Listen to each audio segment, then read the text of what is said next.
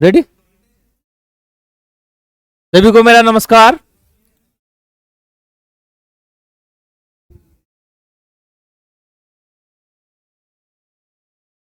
अब सही है ये तो।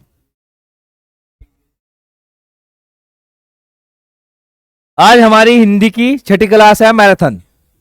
ठीक है भाई, 5 क्लास आपकी पूरी हो चुकी है और जो आपकी 5 क्लास हुई है उनमें से ही आपको बहुत प्रश्न मिलेंगे। आज थोड़ा साहित्य का है, इसमें महामैराथन क्लास साहित्य के भी है, आपके संधि के भी प्रश्न है इसमें। जो आपका पहला प्रश्न है आज ये है, रामचरितमानस किस भाषा में लिखा गया है? किस भाषा में है? ब्रज भाषा में, भोजपुरी में, अवधी में या मगधी में? कौन सी भाषा? अवधी में। कौन सी में है मेरे भाई? अवधी में है। किस में है? लिखा किसने? तुलसीदास ने लिखी है। खड़ी बोली का दूसरा नाम, 30 सेकंड है आपके पास। कौन सा है मेरे भाई? मगही है, कोरवी है, हिंदुस्तानी है या बघेली है? कौन सा है? कोरवी। खड़ी बोली कहां कहां बोली जाती है मेरे भाई? उत्तर प्रदेश में तो नहीं बोली जाती है, उत्तर प्रदेश के पश्चिमी इलाके में। जो हमारा इलाका है ना सहारनपुर, थोड़ा हरियाणा, हाँ शामली आपका इधर मुजफ्फरनगर, तो कोरवी बोली जाती है। याद रखना कोरवी भाषा भाई। अधिकतर भारतीय भाषाओं का विकास किस लिपि से हुआ है? भाई किसने कहा भाषाओं का विकास किससे हुआ सबसे ज्यादा? शारदा लिपि, खोष्ठी लिपि, कुटिल लिपि या ब्राह्मी लिपि? कौन सी लिपि भाई? ब्राह्मी लिपि। इसका ही प्रयोग सबसे ज्यादा अशोक ने भी तो किया ना। अशोक के अभिलेख है जिसमें, भाई अशोक के अभिलेख सबसे ज्यादा किसमें? ब्राह्मी लिपि में ही है, फिर खोष्ठी लिपि में है। देवनागरी लिपि किस भाषा की लिपि है भाई? किसकी है? पंजाबी, बांग्ला, उर्दू या हिंदी? भाई देवनागरी लिपि बता दो ना आपको। लिपि का अर्थ क्या होता है बताइए मुझे एक बार। है मतलब लिखने के जो चिन्ह हमने लिए हैं उसे क्या बोलते हैं? लिपि। लिपि का मतलब लिखना। हाँ, कौन सी है भाई? देवनागरी, हिंदी। शैव वर्ण किसके योग से बना है मेरे भाई? किससे है? क प्लस श, क प्लस च, क प्लस छ या क प्लस श? कौन सा है? ए है। देखो अगर ऐसे दे रखा है भाई, अगर आपको ऐसे दे रखा तो सही है, वरना शुद्ध रूप क्या होगा इसका?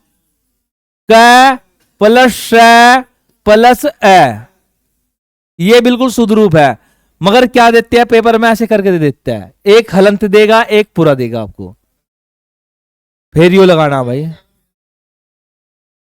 अगर दोनों देते हैं तो फिर ये लगाना भाई आपको, ठीक है ना। ऐसे ही आपके और भी तो बताए थे मैंने। ग जिया होता है, तरह होता है मेरे भाई, और एक सरह होता है। ये किससे बनता है? ज प्लस, हाँ ऐसे देगा तो ठीक है, नहीं फिर पूरा लिख दो भाई। त प्लस र, और भाई ये क्या है? स प्लस र, ये तो है। अगर नहीं दे रखे ऐसे तो फिर ए भी देगा, इसमें ए की ध्वनि आएगी, ये आएगा। 4 में से एक मिल जाएगा भाई आपको ये। अगला है, निम्नलिखित में से कौन सा वर्ण उच्चारण की दृष्टि से दंते नहीं है? कौन सा नहीं है भाई? त है, न है, द है या ट है? कौन सा नहीं है? त है। दंते वाले का क्या आया था? सूत्र बताइए इसका, दंते का। हाँ हाँ बिल्कुल है। दंते में कौन कौन से आता है?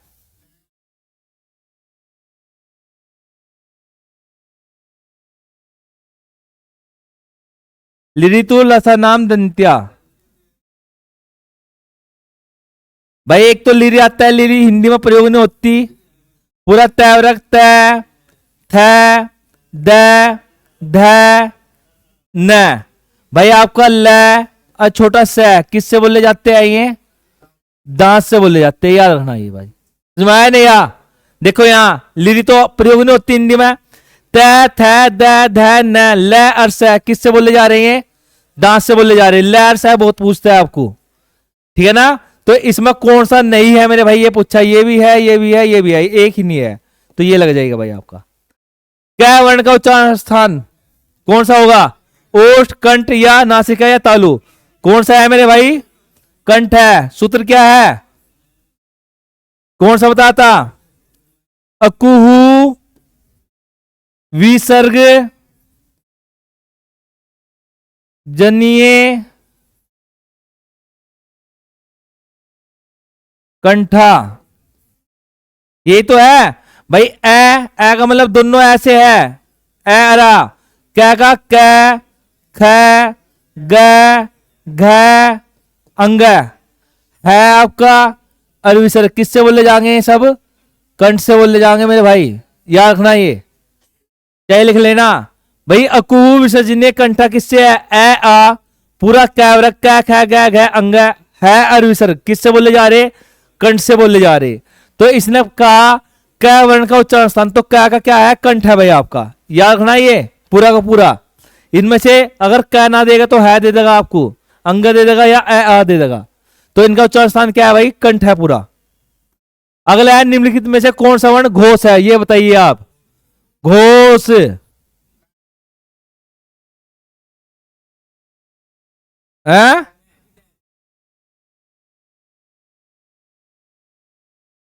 हाँ घोष पूछा भाई। 30 सेकंड है आपके पास।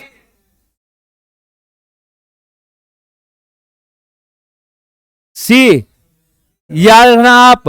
हाँ देखो, दो बात बताई थी आपको मैंने। एक बताता आपको अघोष और एक बताता आपको सघोष। ये तो बताए थे मेरे भाई। सघोष का ही दूसरा नाम क्या बताता आपको? घोष।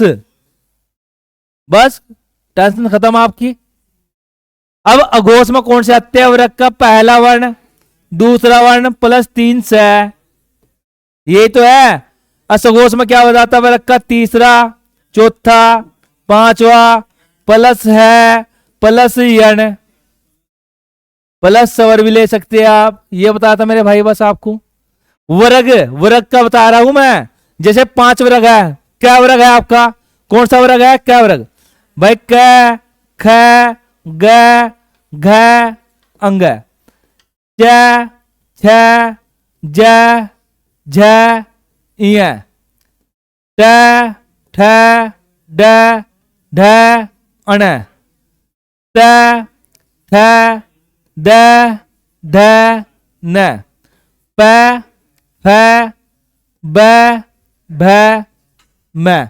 देखो इनमें से जरूर प्रश्न आएगा, आप गलती ना कर दो भाई वहां, ठीक है ना। अब हमने कहा पहला, दूसरा, तीसरा, चौथा, पांचवा, ये तो है। तो पहले दूसरा क्या हो गया आपका? अघोष हुए नहीं हुए? तीसरा चौथा पांचवा सघोष हो गए। अब देख लो इसमें क्या दे रखा है इन्होंने। क्या दे रखा? दी है तो द है मेरे भाई। बस समझाया नहीं या? तो ऐसे लगानी है। पहले 5 वर्ग याद होने चाहिए, फिर आपके गलती नहीं होने का वहां से बिल्कुल भी। यदि 5 वर्ग याद नहीं है फिर आप गलती करोगे संधि में भी अर्थ में भी।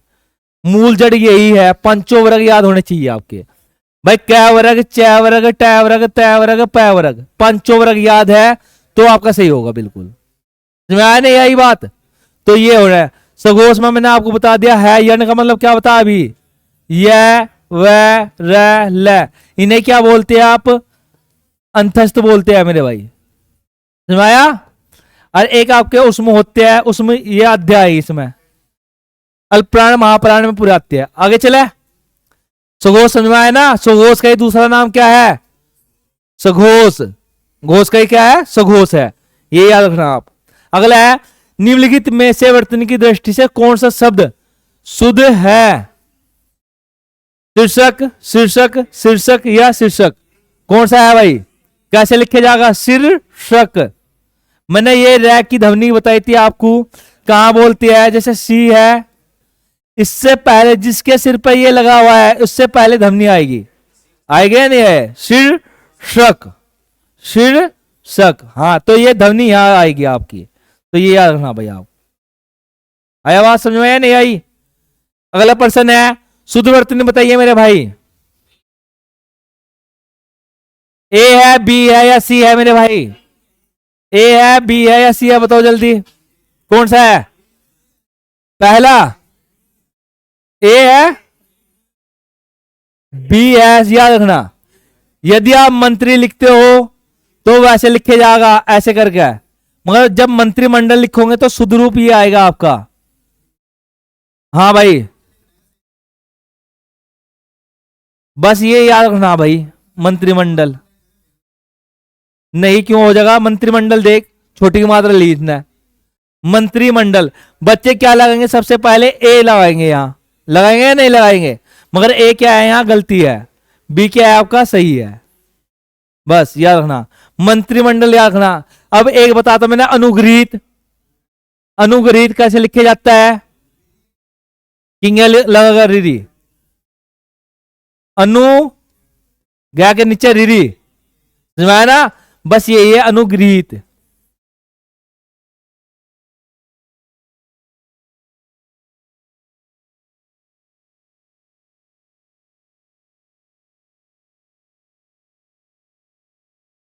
याद रखना, ये पेपर में दे रखा था, आपके पेपर में भी आओगे जरूर।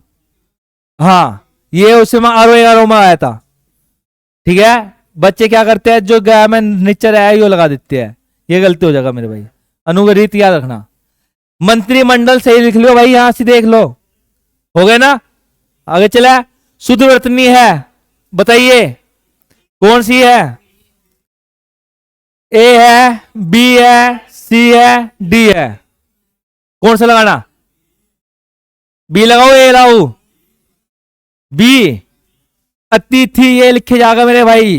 देखो शुद्ध है, शुद्ध आपको अलग से याद करने की जरूरत नहीं है, जितने मैंने यहां बता देना 5-6 क्लास में, उनमें से ही मिल जाएगा आपको। शुद्ध है, शुद्ध अतिथि ये आएगा भाई आपका। आशीर्वाद तो सबको लिखना हुआ है, कैसे लिखे जाएगा? आ सिर, आशीर्वाद, क्योंकि रा की ध्वनि यहां आएगी। आशीर्वाद। संधि कौन सी? संधि कौन सी?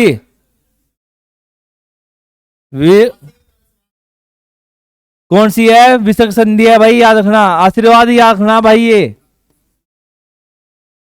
आशीर्वाद बहुत पूछता है ना, याद रखना। बारात कैसे लिखे जाता है?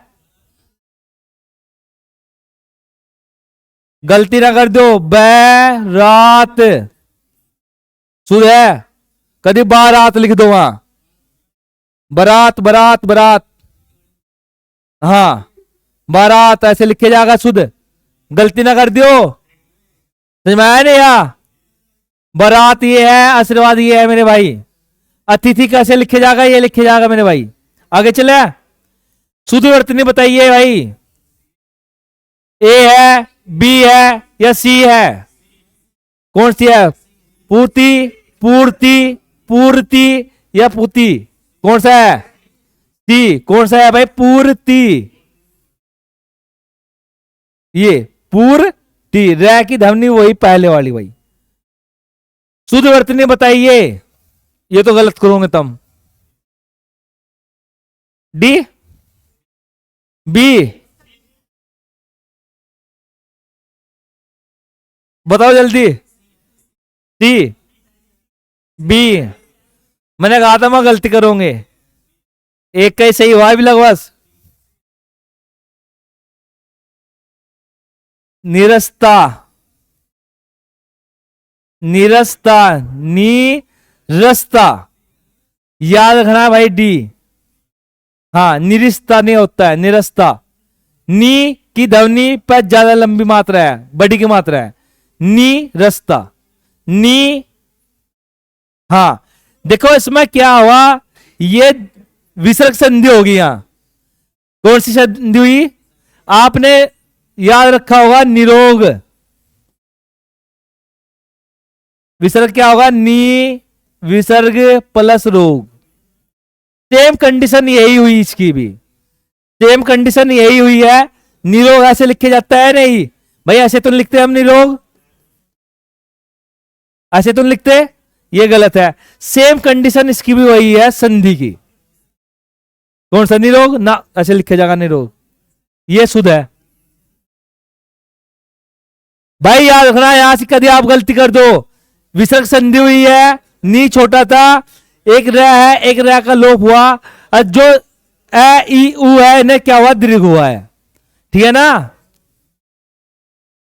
अगला है रामा प्लस इस रमेश में कौन संधि है, कौन सी है, गुण। गुण का सूत्र क्या बताता, कौन सा आता है मेरे भाई, आद गुण है। अगला है रमा प्लस इस कौन सी है, गुण है, सेम रिपीट हो गया। अगला है उच्चारण का संधि विच्छेद, कौन सा है, उत प्लस चारण, उत प्लस चारण। रसोई घर में कौन सा समास है, कौन सा होगा, रुक जाओ एक मिनट, कौन सा तत्पुरुष है, कौन सा भाई, संप्रदान।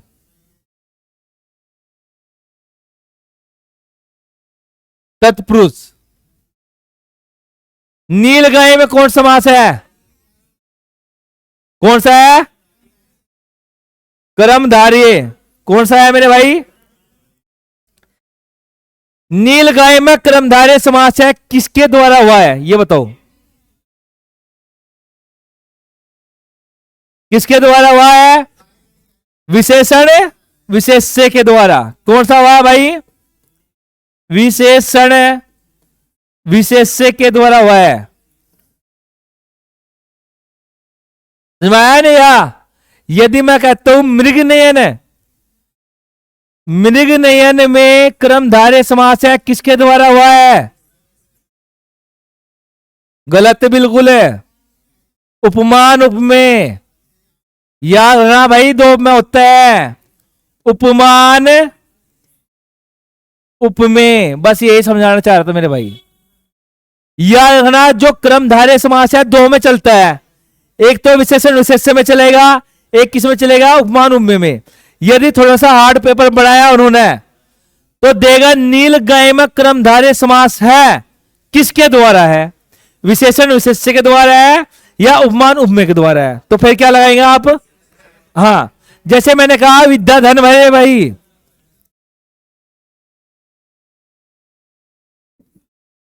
विद्या धन में कर्मधारय समास किसके द्वारा हुआ है, हाँ विद्या धन में कौन सा है, कल भी तो बताया था भाई विद्या धन में कर्मधारय है। भाई इधर देख, कभी आप वहां गलती कर दो, कर्मधारय समास बहुत इंपॉर्टेंट है।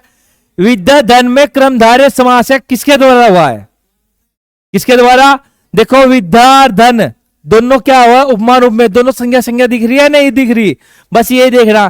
पहले में यदि विशेषण दिख जा, नीला पीला गुण वाला या संख्या वाला, तो वो क्या लगाना आपको, फिर उसमें लगा देना। समझ आया नहीं यार? तो विद्या धन में कौन सा है भाई, आपका कर्मधारय है।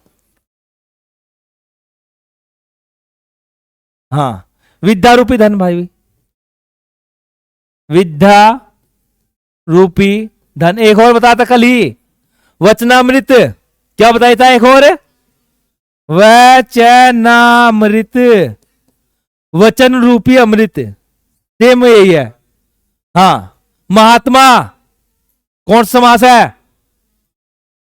हाँ यही है आपका, कौन सा है, महात्मा, महान है जो आत्मा, समझा ना, मान वो विशेषण विशेष से देखे कर्मधारय है बिल्कुल।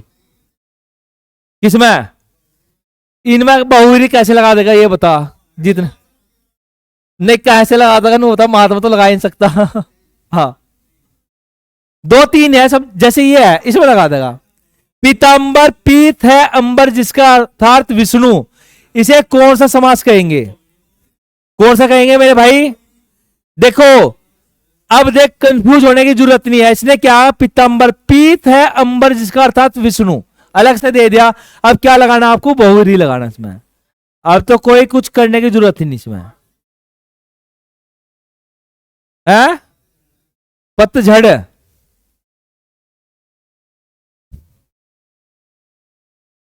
कौन कौन सा है ऑप्शन बता, है अपादान है, पतझड़ में कैसे लगा होगा ये तो बता। विग्रह कर रहे इसका है? है? कौन सा है? पतझड़, पत और झड़। चपाई पर चादर बिछा दीजिए वाक्य में पर क्या और सा कारक है?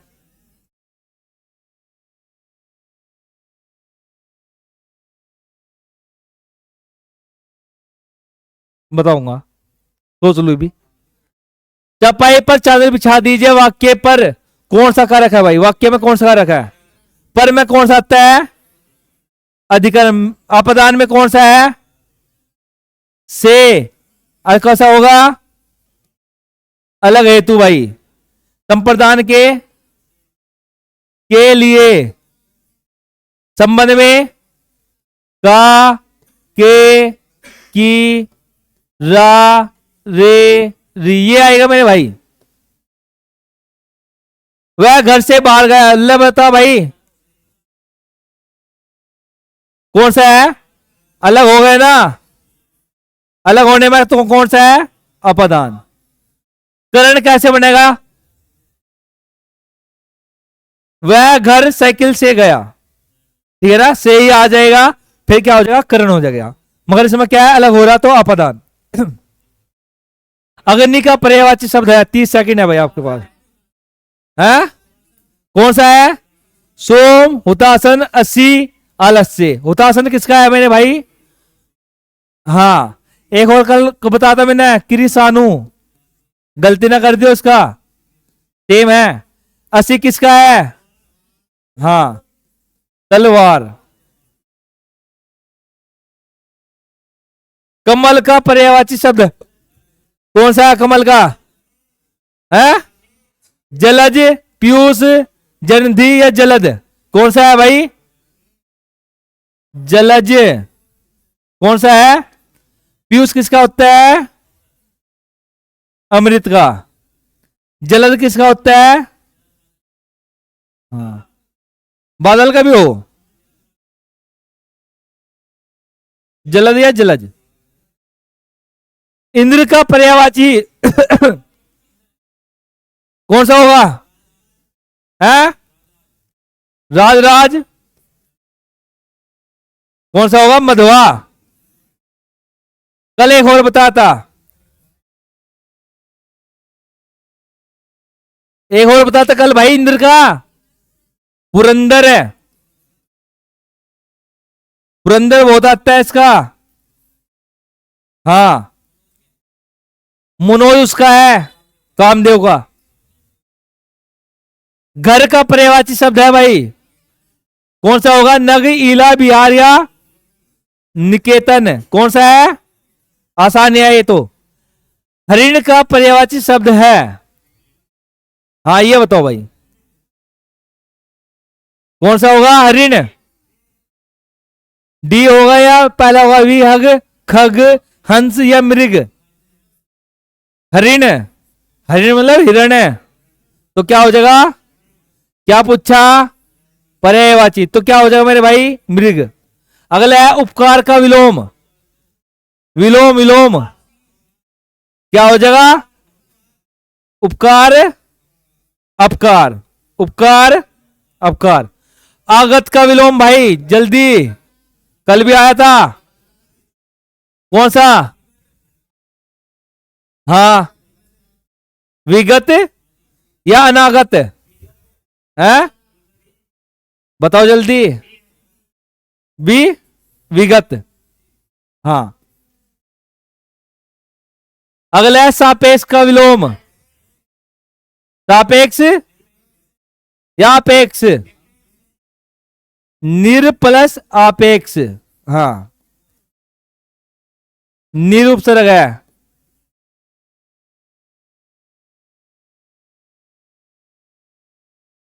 स्मरण का विलोम भाई कौन सा होगा? स्मरण का बोलना, अस्मरण, विस्मरण या मुस्कान? कौन सा होगा? ए लगा दो बस। स्मरण में क्या लगाना? ए। तो स्मरण का स्मरण, स्मरण क्या होता है? अर्थ क्या होता है? याद करना। हाँ, अर्थ का विलोम। डी, अथ इति, अथ इति। निम्नलिखित वाक्यांश को लिए एक शब्द बताइए जिसमें संदेह न हो को कहते हैं।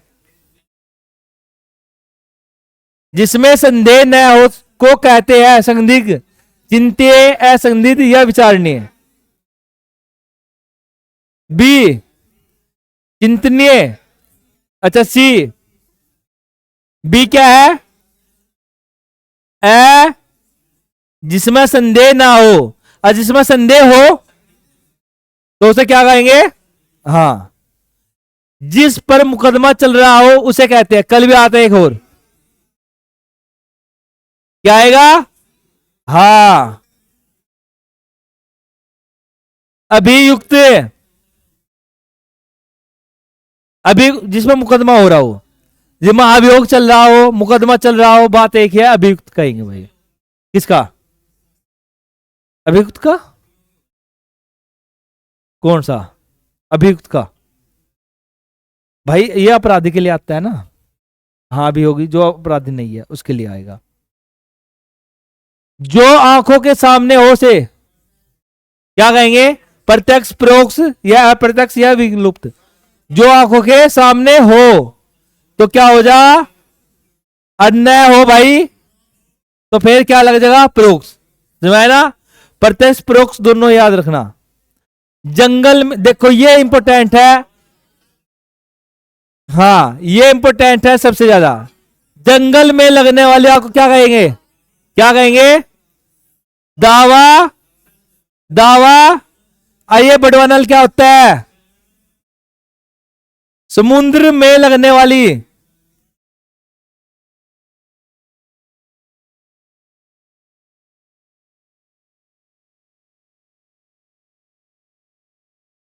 समुद्र में लगने वाली आग भाई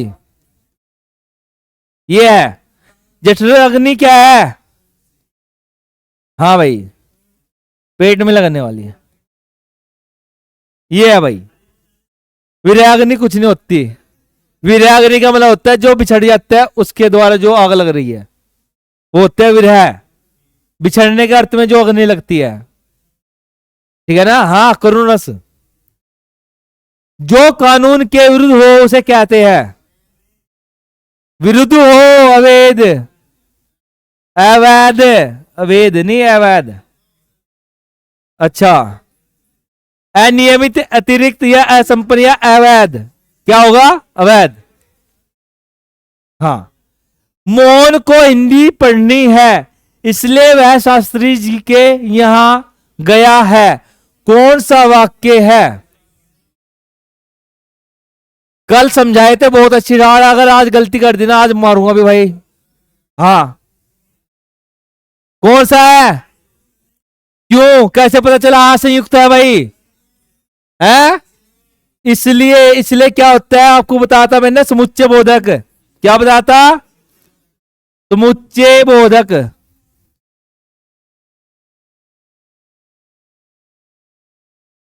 समुच्चय बोधक में आपको दो प्रकार बताए थे, समाधि और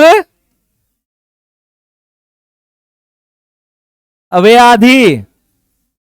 बस इसके अंदर जितने भी आएंगे ये क्या होंगे? आपके संयुक्त होंगे।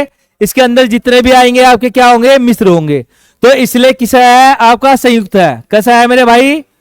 संयुक्त है। अगला है सत्य बोलो परंतु कटु सत्य न बोलो। किस प्रकार का वाक्य है? कैसा है? किंतु, परंतु, लेकिन आ गया ना, तो कैसा होगा? संयुक्त होगा मेरे भाई। अब तो नहीं गलती होने की, होने तो नहीं। हाँ, बस याद रखना ये चीज। छाती पर मुंह दलना का अर्थ है घबरा जाना, परिश्रम करना, बहुत परेशान करना। क्या होगा? बहुत परेशान करना मेरे भाई। अगला है जान पर खेलने का अर्थ क्या है? सांस दिखाना, जोर लगाना, हार मानना या जोखिम उठाना। आसानी है ये तो। अगला है कान में तेल डालने का अर्थ क्या है? कान की बीमारी, कुछ ना सुनना, चुप बैठ जाना या बहरा होना? कौन सा लगाऊ? सी या ए? सी चुप बैठ जाना या कुछ ना सुनना? बी लगाओ या सी लगाओ? है भाई, बी कुछ न सुनना। भाई कुछ नहीं सुनता है उसे तो कहते हैं कान में तेल डाल ले भाई, उसे तो बोलते हैं। नो तो क्या रहो ना, ये ऐसे ऐसे आओगे भाई आपको आसान आसान से, ये तो पढ़ते ही आ रहे। हाँ, गांठ में बांधना अर्थात खूब याद करना, कसकर बांधना, बगल में बैठना या मजबूत बनाना। क्या होगा? गांठ में बांधना तो मतलब क्या होगा? खूब याद करना। कहते हैं ना बड़े आदमी, गांठ बांध ले भैया बात, ठीक है ना, उन्हें काम नहीं करा टेम पे। हाँ, निम्नलिखित गद्यांश के आधार पर 5% दिए है भाई, वो आगा ना गद्यांश आप पे 2-3% आएंगे, उसके लिए ही लेकर आया हूं। उत्तर के रूप में 4-4 विकल्प दिए हैं जिसमें एक ही सही है, सही उत्तर चयन के। अब इसे करने का तरीका देख लो पहले ही, कभी फिर आप वहां गलती करते रहो। जब ये आएगा तो इसे बट पढ़ना बैठ जाइयो, पढ़ना नहीं है ये बिल्कुल। पहले क्या करने, प्रश्न पढ़ने, उसके आंसर देखने, उसके बाद पढ़ना है। तो कभी आप आए हो इसे पढ़ना शुरू कर दो तो फिर आपका टाइम बेकार हो जाएगा वहां, और कुछ नहीं। तो हम क्या करेंगे, प्रश्न पढ़ेंगे। यह गद्यांश किसके लिए लिखा हुआ है भाई, क्या पता किसका लिखा हुआ है? रामधारी सिंह दिनकर का, रामचंद्र शुक्ल का, गुलाब राय का, बाल मुकुंद गुप्त का। जब इसे पढ़ोगे तो थोड़ा बहुत पता चलेगा हाँ भाई किसका लिखा हुआ है, मगर अभी नहीं पढ़ना। कभी एक पर्सन पढ़ो और एकदम पढ़ना शुरू कर दो, क्योंकि आपका कंप्यूटर तो है नहीं, पेपर कैसा है वैसा है। यदि कंप्यूटर पर होता तो फिर तो पढ़ लेते भाई, मगर वैसा है तो आगे चलेंगे। दूसरा है, जिंदगी के असली मजे किसके लिए है? जो आराम करते हैं, जो परिश्रम करते हैं, जो शहर में रहते हैं, जो पैसे वाले हैं। कैसे है? दिमाग लगाना वैसे ही अपना भाई, ए है या बी है या सी है या डी है? जिंदगी के असली मजे किसके लिए है? अब वाक्य में, जो वाक्य में दे रखा है उसके लिए, जो आराम करते हैं, जो परिश्रम करते हैं, या जो शहर में रहते हैं, जो पैसे वाले हैं। पता नहीं भाई कौन सा होगा। अगला है, ऊपर युक्त गद्यांश में किस बात के महत्व को बताया गया है? प्रकृति के, जीवन के, श्रम के, भाग्य के। पता नहीं भाई किसके बताया गया होगा, अब पढ़ेंगे तो एकदम आंसर सही लगेंगे आपके, एक भी गलती नहीं होने का। अगला प्रश्न है, जो धूम में खूब सूख चुका है से अभिप्राय क्या है? कड़ा परिश्रम करना, धूप सेकना, बीमार होना या रेगिस्तान में रहना। ये तो आप बता दोगे वैसे ही, पैराग्राफ पढ़ने की जरूरत नहीं है इसमें। क्या है बताओ? कड़ा, हाँ, जो धूम में खूब सूख चुका है तो कड़ा परिश्रम करना। अगला है मेरे भाई, अमृत वाला तत्व का तात्पर्य क्या है? जीवन का सार, अमृत, जीवन का रहस्य, समुद्र से निकला हुआ अमृत। ये कौन सा होगा इसका? है जीवन का सार। अगला कौन सा है? ये अलग हो गया। अब जलते हैं उस पे ही मेरे भाई, जहां से शुरू करा था हमने।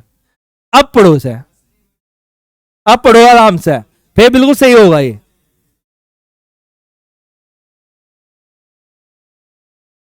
देखो, ये जो विधि बता रहा मैं आपको बेकार लगेगी, मगर एक भी गलती नहीं हो सकता।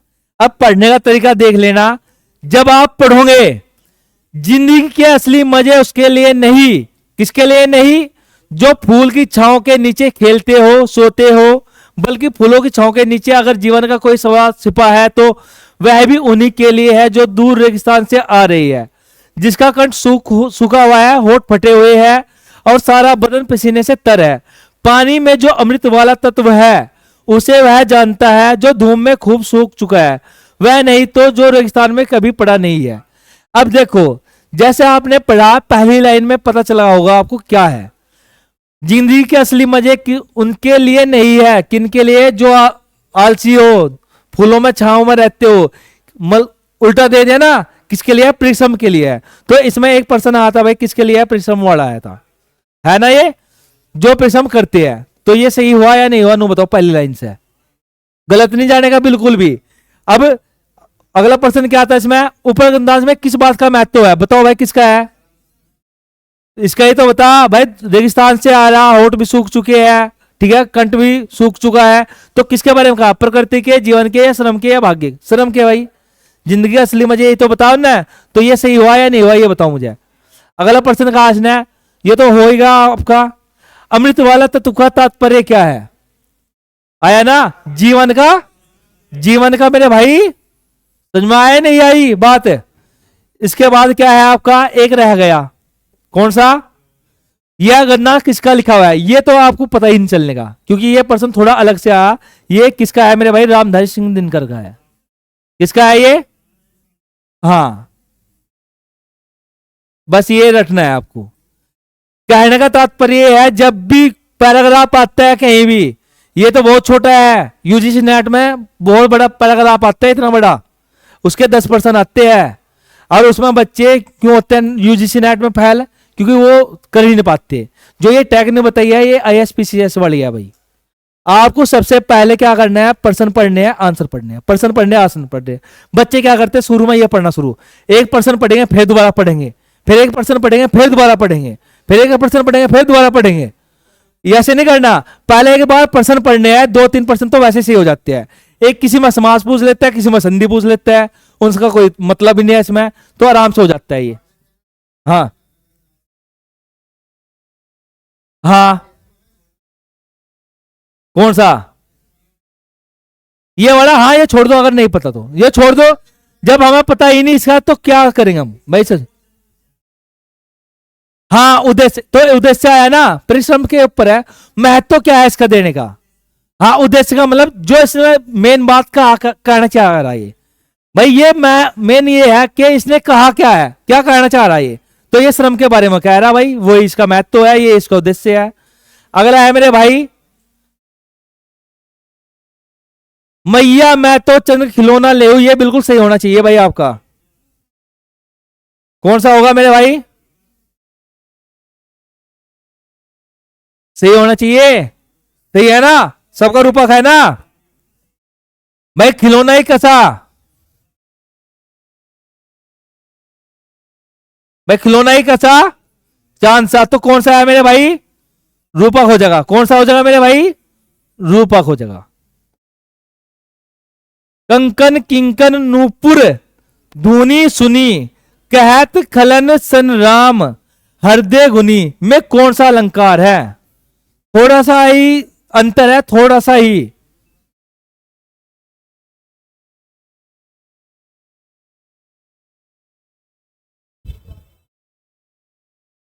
कौन सा लगाना,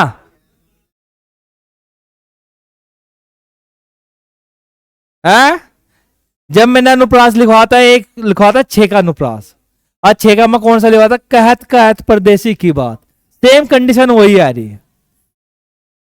कंकन कंकन, कै न, और इसमें अनुप्रास में भी कौन सा है, 6 का है।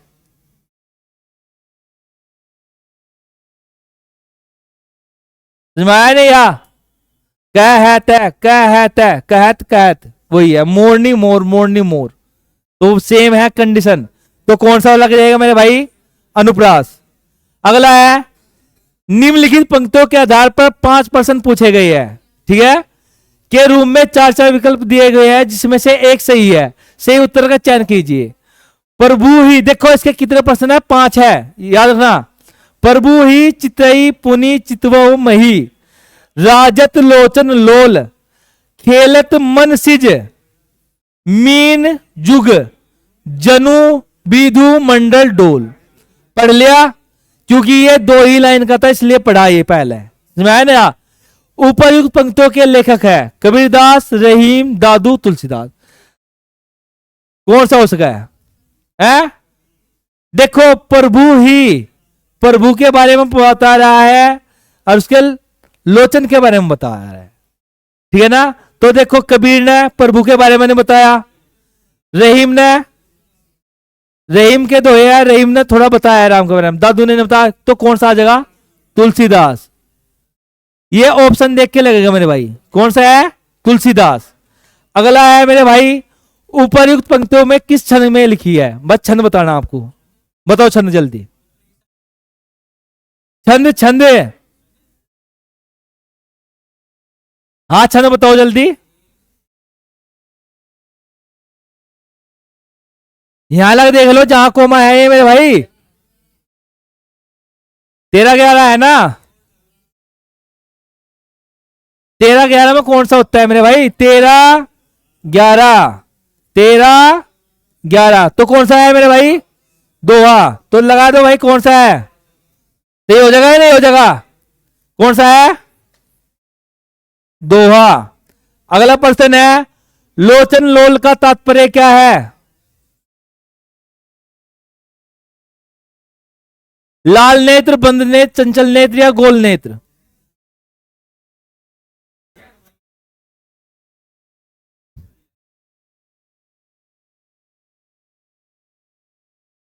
प्रभु ही चितई पुनि चितव मही रजत राजत लोचन लोल है। है लोचन का मतलब तो नयन है, और लोल का मतलब होता है चंचल। हाँ चंचल नयन है। राजत मतलब राजा के कैसे नयन है? चंचल नयन। हाँ तो कौन सा लग जाएगा मेरे भाई? चंचल नेत्र। कौन सा लग जाएगा? चंचल नेत्र। अगला है, नेत्रों के सौंदर्य वर्णन में किस गया है अलंकार का वर्णन? मतलब कौन सा अलंकार है मेरे भाई, ये बताना है। नेत्रों के सौंदर्य वर्णन में कौन सा वो है अलंकार है? अभी लोचन कौन सा है मेरे भाई? क्या बताया इसने? देखो पूरे पैराग्राफ में क्या है? जनु आ रहा, उत्प्रेक्षा आ रहा ना, मगर इनने क्या राजत लोचन लोल में कौन सा वो है, किसकी तारीफ करी गई है? तो इसमें कौन सा आएगा भाई आपका? उत्प्रेक्षा। कौन सा है? हाँ समझ में आया नहीं या? उपरयुक्त पंक्ति में किस भाषा में लिखी गई है? खड़ी बोली, मगधी, अवधी या ब्रजभाषा? किस है? जब कवि है जिसमें दो लाइन है, पद छंद का है, तो वो पद होगा। जो अभी हमने पैराग्राफ करा वो गद्यांश था। हाँ ये पद्यांश है। खड़ी बोली, मगधी, अवधी, ब्रजभाषा। भाई पंक्तियों में कौन सी है? खड़ी बोली का प्रयोग हुआ, मगधी का हुआ या अवधी का या ब्रजभाषा? तुलसीदास ने किसका प्रयोग किया? अवधी का है, तो अवधि लिख दो बस, और क्या। पद्मावत के लेखक है कौन सा है? मलिक मोहम्मद जैसी। हाँ इनमें से कौन भक्ति काल का कवि नहीं है? बताओ जल्दी। कौन नहीं है? अमीर खुसरो मेरे भाई। किसका है ये? आदिकाल। बिहारी ने क्या लिखा? क्या लिखा? बिहारी सत्साई।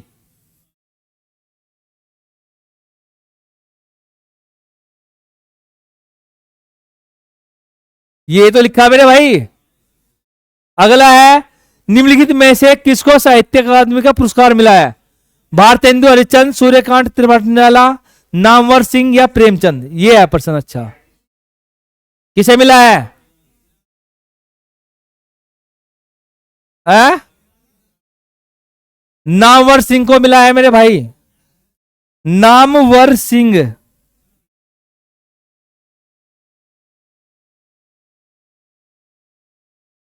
आलोचकता ये बहुत बड़ा भाई।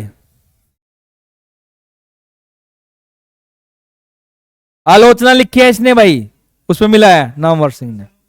हाँ नोबेल नहीं, साहित्य नोबेल का। हाँ नोबेल तो एक को ही मिला, रविंद्रनाथ टैगोर को। निम्नलिखित में से कौन सा प्रबंध काव्य है?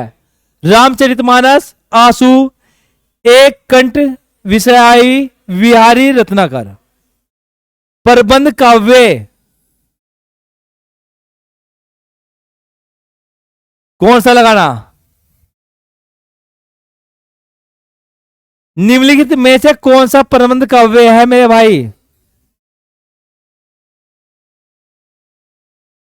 कौन सा होगा? है भाई, पता ही नहीं। रामचरितमानस है या आंसू है, ये कंठ विश्वाई है या बिहारी रत्नाकर है? कौन सा है? इसमें ये होगा मेरे भाई बिहारी रत्नाकर। प्रबंध काव्य। मानव देखो अलंकार पढ़ा था मैंने, मानवीकरण। मानवीकरण के मैं क्या लिखा था? हाँ सजीव। हाँ, मानवीकरण अलंकार का प्रयोग किस प्रकार की कविता में हुआ है? आदिकालीन कविता में, दोहे में, नई कविता में या चौपाई में? किसमें? नई कविता में मेरे भाई। जो नई कविता है उसमें हम करते हैं निर्जीव वस्तु को क्या बोलते हैं? सजीव वस्तु कहते हैं। तो ये नई कविता में आता है मेरे भाई। आत्मजयी का रचनाकार कौन है? मुक्तिबोध, कुंवर नारायण, नरेश मेहता या श्रीकांत वर्मा भाई? है? है? देख लो एक बार। मुक्तिबोध के कौन है?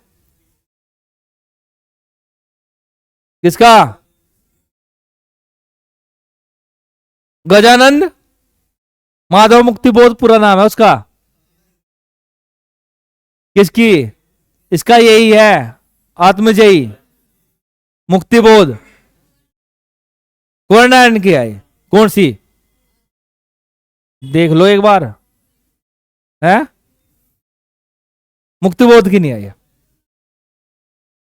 देखिए एक बार, देखो भाई एक बार, आत्मजयी किसकी रचना है? देख के बता। कुंवर नारायण की है? मुक्तिबोध की होनी चाहिए। आत्मजयी किसकी है? आत्मजयी, आत्मजयी।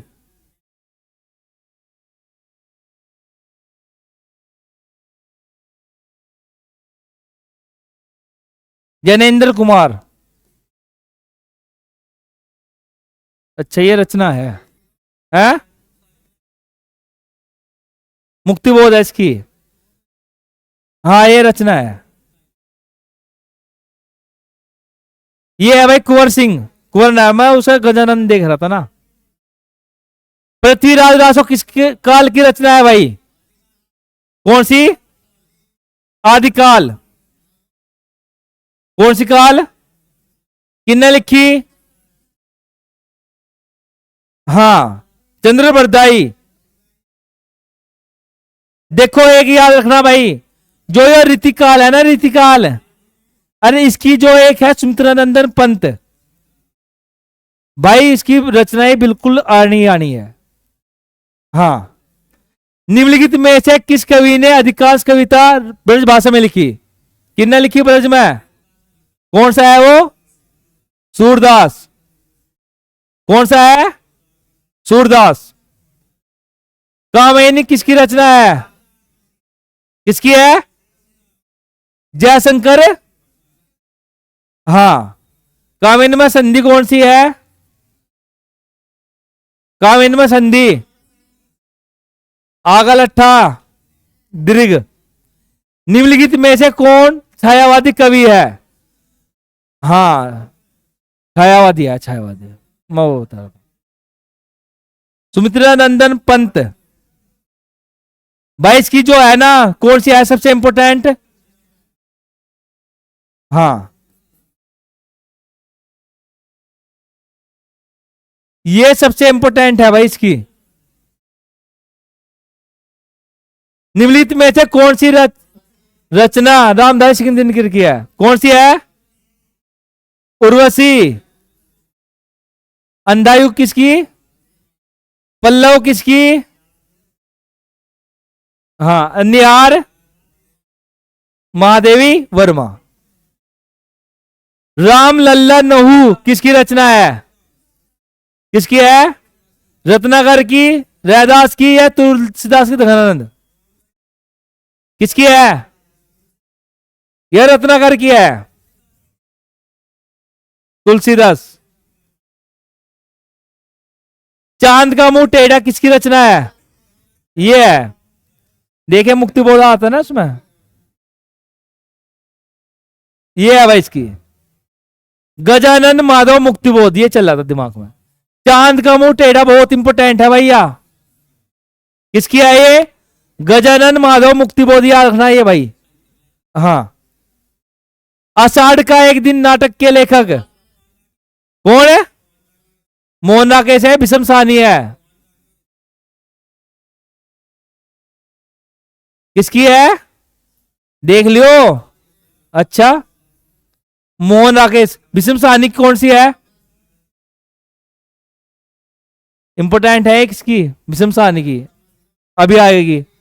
राष्ट्रीय नाटक विद्यालय कहां है? राष्ट्रीय नाटक विद्यालय कहां पर स्थित है? नई दिल्ली। कहां है? कहां है मेरे भाई? नई दिल्ली है, याद रखना ये। रंगभूमि के उपन्यास के लेखक कौन है? मुंशी प्रेमचंद। कौन से है? मुंशी प्रेमचंद। सर्कस उपन्यास किसका लिखा हुआ है? सर्कस किसका है भाई? संजीव का। सर्कस किसका है? संजीव का। आकाशदीप कहानी के लेखक जयशंकर प्रसाद, अमृत राय, जनेन्द्र कुमार या भगवती चरण वर्मा, किसकी है भाई? आकाशदीप। भगवती चरण शर्मा या जनेन्द्र कुमार है? देखियो एक बार भाई, चेक करियो। आकाशदीप किसकी है? आकाशदीप इसकी तो है नहीं भाई। है आकाशदीप, देख लियो, इसकी है। मैं यही तो कह रहा था, मैं उसकी नहीं हो सकती भाई। जयशंकर प्रसाद, आकाशदीप। निम्नलिखित में से कौन सी पुस्तक रामचंद्र शुक्ल द्वारा लिखी गई है? यमगाथा, निबंध संग्रह, हिंदी साहित्य का, हिंदी साहित्य का इतिहास मेरे भाई। 2-3 ने लिखा, हाँ उसने भी लिखा, अलग अलग लिखा है ना उन्होंने। नावर सिंह के अधिकांश क्या है? कविता, कहानी, स्मरण या आलोचना? भी बताता ना ऊपर है। नावर सिंह ने क्या लिखा भाई? सबसे ज्यादा आलोचना लिखी मेरे भाई। अपने अपने राम उपन्यास किसका लिखा हुआ है? भगवती चरण वर्मा, इलाचंद जोशी, मेष दर्पण या भगवान सिंह, किसका है? अपने अपने राम किसका है ये? भगवती चरण वर्मा का होगा ये। किसका होगा? हाँ, अपने अपने राम मेरे भाई। चीफ की दावत किसकी है? ये आ गई, जिसे सो सकता मैं। बताओ जल्दी। चीफ की दावत विषम साहनी। मैंने कहा था ना सबसे इंपोर्टेंट है इसकी एक भाई, विषम साहनी की एक कहानी है। चीफ की दावत बहुत इंपोर्टेंट है, आती है ये। अगला है मेरे भाई संसद से सड़क तक, बहुत इंपोर्टेंट है भाई। संसद से सड़क तक याद रखना, ये मेरे भाई आई हुई है कई बार। कौन सी है? सुदामा पांडे, धूमिल। धूमिल से याद रखना मेरे भाई। भाई ये आई हुई है, कभी फिर कहो वहां आ गई, कभी आपने कहो सर जी ये तो बताते नहीं आपने। हाँ, संसद से सड़क तक ये कम से कम 5 या 10 फेरी आ चुकी है, कभी आप गलती कर दो वहां। कौन सी है? सुदामा पांडे, धूमिल। प्रभु जी तुम चंदन हम पानी, जा की अंग अंग बास समानी, किस संत की कवि है? किसकी है? हाँ, बताता है नहीं। रैदास। अगर आएगा तो यही आएगा मेरे भाई, रैदास का पूछेगा तो यही पूछता है पहली लाइन, प्रभु जी तुम चंदन हम पानी। अब मेरी बात सुनो भाई, ये हो गया आपके पूरे 81% है इसमें। आज जितने भी पढ़ाए हैं आपको, बहुत ही इंपॉर्टेंट पर्सन है मेरे भाई। जो ये साहित्य बताया है ना, इन साहित्य में से आपको 2% जरूर मिल जाएंगे। एक तो ये धूमिल का याद रखना बिल्कुल। धूमिल का कौन सा है? संसद से सड़क तक बहुत आई हुई है भाई। ठीक है, आज के लिए इतना ही मेरे भाई, धन्यवाद।